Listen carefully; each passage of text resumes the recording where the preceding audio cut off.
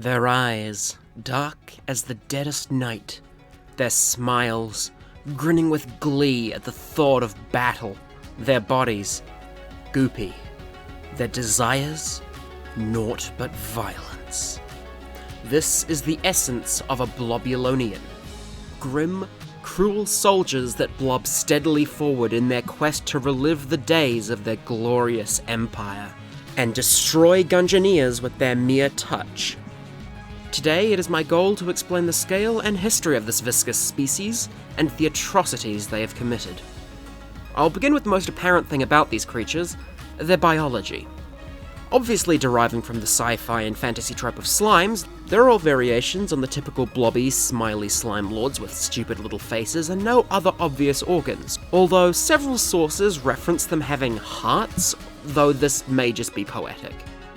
Like many other slimes in fiction, they are capable of splitting into smaller and smaller versions of themselves before dying completely. It's also obvious to anyone who's progressed further than the first floor that these blobby creatures also come in many different flavors, altering the way they behave. But unlike the regular blobulons, these alterations and augments aren't exactly natural. In several Aminomicon descriptions, we learn that Blobulonians are fearless experimenters in the field of genetically modified soldiers and selective breeding. In fact, most Blobulonian types are either directly stated to be artificial in origin, or implied to be through their weirdness. Blobulonians that are directly stated to be artificial are as follows. Poisbulons are genetically modified through a flawed scientific process, making them toxic soldiers, but also forcing them to spend their lives in excruciating pain. And Blizbulons are selectively bred in order to be resistant to low temperatures, among other advantages. Certain Blobulonians are described as being ascendant in that they have achieved the ability to levitate their bodies and fly through the air. It's unclear whether they've achieved this due to it being an inherent ability to all Blobulonians unlocked through discipline, or yet more genetic modifications. The obvious examples are Cubulons, Cubuleds, and Chancebulons, though the massive Blobulord will occasionally lift off the ground and levitate through the air in order to reach different parts of his boss room quickly. The cubic shape of Cubulons isn't entirely natural either. It's instead a space-saving technique so that these flying soldiers can be more effectively loaded onto troop transport ships to carry them to the battlefield. Cubulons attack by storing ammunition inside their bodies and expelling it at great speed, as if they themselves are living, reusable shrapnel grenades. Cubulons who keep their lead ammunition inside them for too long will eventually have it fuse with their bodies, giving them the ability to magnetize their forms, but also an inability to change their shape back to the blob they used to be. While we're never directly given an explanation for the liquid metal leadbulons beyond them being a reference to liquid metal terminators, it's possible that they're created through a similar process of heavy metals fusing with the slime of their bodies. As for Chancebulons, they're basically just better Cubulons but without the strategic space-saving capacity. This leaves us with only a few Blobulonian types left to cover. Pupulons, Bloodbulons, and the infamous Blobulord. Pupulons most certainly aren't normal, but they're not intentionally created either. Instead, they're regular Blobulonians supposedly corrupted by the sheer evil of bullet hell over the course of decades, until they end up what they are now. Bloodbulons are another one we don't quite know everything about. They're regular Blobulons who have claimed enough lives and consumed enough of their enemy's blood that they've become engorged with it. Tumescent little blood balloons fully succumbed to the bloodlust. We don't know whether the ability to feed upon blood to achieve this form is inherent to the Blobulonian species or yet another manufactured mutation. And finally, the Blobulord. As I mentioned earlier, the Blobulord is one of the 4 blobs in the game we can label as ascendant, and has various other powerful attacks involving splitting its great mass. It even occasionally splits into many other smaller Blobulonians. It's the only Blobulonian in the game who demonstrates an ability to reform after subdividing. After being defeated, he loses much of his mass, becoming a single Blobulin-sized creature except with arm-like appendages. It's one of 2 Blobulonians we see with arms alongside the Poisbulins. There are two other small blob-like creatures with tendrils present in the game, one sitting upon a shelf in the Gungeon Acquisitions department, and one petrified within the Wallmonger. It's unclear whether or not these little armed blobs are Blobulonian in origin, but if they are, well, considering the only other red Blobulonian with arms is the Blobulord, it'd imply that more than one of these disgusting behemoths survived at least long enough to enter the Gungeon. The Blobulord is also evidence to the fact that Blobulonians can live for centuries at a time. Whether this is unique to Blobulords due to their great power or inherent to the whole species is unknown. Also, they eat stars. Let's just let that sink in. They eat stars. They fly now. Something that we're told is inherent to all the blobs we've just covered is bloodlust. An inherent craving for battle and slaughter that consumes their entire species, driving them to militaristic conquests and the formation of their once great multi-planetary empire. Which is what we'll be covering next. We don't know too much about their empire, but it's described as once having spanned 1,000 worlds, with a powerful military sent out on campaigns of conquest across the galaxy, with leaders capable of consuming entire celestial bodies to grow their own power. This empire was not a signatory of the Geneva Convention, which is a clear parody of the real-world Geneva Conventions which govern international laws of warfare. The Geneva Conventions forbid, among other things, the execution of wounded soldiers, the capture and attacking of neutral medical or religious personnel, pretending to be medical personnel as a Trojan horse strategy, the starvation, torture, or experimentation of prisoners of war, pillaging, certain terror tactics against civilian populations, forced wartime deportations either to or from occupied territories, destruction of personal property in occupied territories, the conscription of child soldiers, restriction of aid to children, and the neglect of public health and hygiene in occupied territories. That long list is heavily simplified, but if the Geneva Conventions are based on the Geneva Conventions, then you might just be getting an idea of what the Blobulonians could have been doing to worlds and populations on a galactic scale. The Geneva Conventions are implied to have at least the same protections in place for medical personnel as implied by a line that the medic Patches says upon being shot at. The Blobulonian army is split up into several ranks and divisions that are mentioned in the various Ammonomicon entries of different blobs. The regular Blobulons are labelled as assault troopers in the 3rd division. The tiny Blobulins are apparently of the lowest rank possible, though this rank isn't labelled. Leadbulons are part of the heavy infantry, likely a pun on the weight of lead. Bloodbulons are elite knights belonging to the 1st division.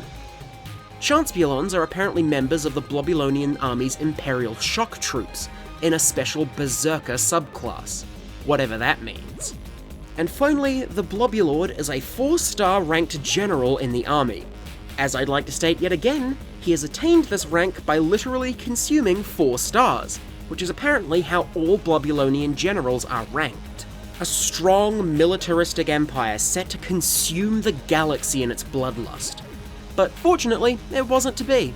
The destruction of their great empire began after, on one of their campaigns of conquest, they passed through a region of space colder than any other they'd encountered. Their soldiers presumably succumbed to the cold temperatures, and their army began to crumble. The frozen Blizbulons were created during this time in an attempt to survive the cold. It's unlikely that the whole empire was partaking in the campaign, however, what may have been left would have been undefended, and I highly doubt the Blobulonians made many friends. The wiki states that they fell at the hands of the hegemony of man, but I can't find that being stated anywhere at all in the game. The only description that even references the Blobulonian Empire and the hegemony of man clashing is that of the chrome steel assault rifle, which is a hegemony weapon described as being used against a Blobulonian incursion, but the important thing to note here is that the hegemony apparently lost to the blob's greater numbers. Now, considering what we know about the hegemony of man, and the fact that the chrome steel assault rifle implies that both empires existed at the same time, it's not a huge leap of logic to assume that one empire resulted in the complete destruction of another, but again, that's just what it is, an assumption. Regardless, the Blobulonian Empire was shattered, weakened by their military being lost to the cold and finished off by something else we don't really know. survivors of the Empire were looking for a place to turn. A place of violence, of combat, a place where they could relive their blood-stained legacy. They turned to the Gungeon. We don't know if this is the only place they fled, but it's the only place we know of where they still thrive to this day. If the Gungeon is the last refuge of the entire species, then the destructive events of Exit the Gungeon may well result in the extinction of the entire race. And that's the history of the Blobulonian Empire, but not quite the history of the entire species. The description of the membrane contains reference to events in Blobulonian history that aren't really dated. We don't know whether these occurred during the time of the Empire, or perhaps even before it, which is why I saved it for last. The membrane, green or yellow, fires a splitting burst of mucus. Brought to the Gungeon by the warlike Blobulonians, its suppressive fire helped King Visk Osbro III win back the province of Goopskone from the rebel forces led by his brother, Gel Osbro. This tells us a few things. One, it tells us that without a doubt, Blobulonians had systems of monarchy, introducing us to a Blobulonian king, King Visk Osbro III. Two, we're told about a piece of Blobulonian territory known as the Province of Goopskone, which is largely inconsequential, but to me, learning about locations outside the Gungeon are always fascinating. And three, it tells us that Blobulonians didn't just fight other species, they also fought each other. Rebel forces fighting to win territory from the Blobulonian monarchy, commanded by rebel leader Gel Osbro. Now, considering that Gel Osbro was King Visk's brother, it's entirely likely that his motivations for staging rebellion were purely part of a bid to seize the throne, but in all honesty, we can't say the motives behind this descent. Perhaps, as we're about to learn, it could be compassion. In the Gungeon, certain secret rooms can contain notes. Certain notes turn out to be letters between members of the Blobulonian army. These seem to have been written before the 1st and 3rd Divisions fled to the Gungeon, and may have travelled with them. Lord Blobulolus, the recruits you requested should arrive within the fortnight. I hope their training is up to your rigorous standards. To victory, 5th Regiment Quartermaster Blorp. Quartermaster Blorp, this is most excellent news. Our lord is most pleased. Please consider this official notice of your promotion to Senior Quartermaster of the 2nd Division, Adjutant Osgu. Dearest Plorp, my heart subdivides to think of how long it has been since I laid eyes upon you. I have been promoted, and they're moving me to the front. Know that I love you. Yours, forever, Blorp. 0147. Blorp has become a nuisance. When his transfer papers come in, do your best to lose them, eh? Adjutant Osgu. These tell us even more about the depth of these creatures. Yes, they're bloodthirsty, often literally, but they're not solely combat-focused. Sadness, loneliness, love, letters to a loved one waiting back home from a soldier being transferred to the front, official communications from an adjutant trying to deal with a soldier they consider frustrating. It's honestly fascinating and a little bit heart-wrenching. I'd like to reference back to the description of the Blobulon, where it states that their cold hearts are completely devoid of pity. Now, this might just be me reading way too deeply into things, but the need to clarify that they're pitiless almost seems to imply, to me at least, that other Blobulonians aren't. That other blobs might feel empathy for their victims. Also, there's a reference to Lord Blobulolus in here. It might just be some other high-ranking member of the Blobulonian army, but considering that these traveled to the Gungeon with the same group of soldiers as the Blobulord, and that we have Lord Blobulolus and the Blobulord, Blobulolus might be the Blobulord's actual name.